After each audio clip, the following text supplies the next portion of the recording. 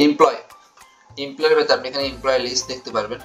এই এমপ্লয়ের লিস্টের ভিতরে আপনার এই যে স্কুলের ভিতরে অ্যাডমিন কারা কারা সেটা আপনি এই সেকশনে দেখতে পারবেন। যেমন এই স্কুলের অ্যাডমিন হচ্ছে ইনারা দুজন, আব্দুল রশিদ এন্ড প্রফেসর আশরাফুল কবির, এই দুজন হচ্ছে অ্যাডমিন। এবং এখানে টিচার কারা কারা, টিচার প্যানেলের ভিতরে এখানে দেখতে পারবেন আপনারা এখানে এই কয়জন টিচার আছে। এখানে আপনি অ্যাকাউন্টে ক্লিক করলে দেখতে পারবেন এই অফিসের ইনি অ্যাকাউন্ট ম্যানেজার। লাইব্রেরিয়ানসে গেলে ইনি লাইব্রেরিয়ানস এন্ড রিসেপশনে গেলে ইনি রিসেপশনের দায়িত্বে আছেন। এন্ড সুপার স্কুলের সুপার অ্যাডমিন যিনি, তার এখানে কোনো দায়িত্ব নেই, আপনি চাইলে অ্যাড করে নিতে পারেন। অ্যাড ডিপার্টমেন্ট, এখান থেকে আপনি অ্যাড ডিপার্টমেন্ট অ্যাড করে নিতে পারেন। ও সরি, সুপার অ্যাডমিন যিনি, যার কাছ থেকে আপনি এগুলো কিনছেন স্কুলটা, উনি হচ্ছে এখানকার সুপার অ্যাডমিন। ওকে,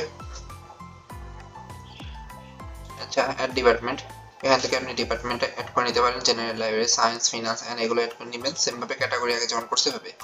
অ্যাড ডিজিগনেশনের ভিতরে আপনি কিছু লিখে যা লিখবেন সে অনুযায়ী সেভ করবেন, সেটা সেভ হয়ে যাবে।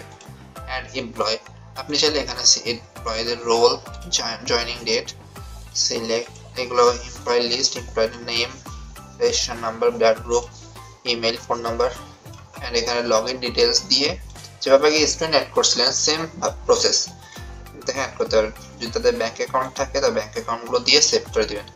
সেভ করে দিলে এই যে এমপ্লয়ি লিস্টে তাদের একটা এমপ্লয়ি লিস্ট হয়ে যাবে। আপনি যে রোলের আন্ডারে দিবেন সেই রোলের আন্ডারে এমপ্লয়ি লিস্টটা অ্যাক্টিভ হয়ে যাবে। এখন আপনি যে লগইন ডিঅ্যাক্টিভ করতে চান, এটা তো কাজ জানেনি, কোন রোলের লগইন ডিঅ্যাক্টিভ করতে চান সেটা আপনি এখানে লগইন ডিঅ্যাক্টিভেশন দেখতে পারবেন। চাইলে আপনি এখান থেকে অ্যাক্টিভও করতে পারেন।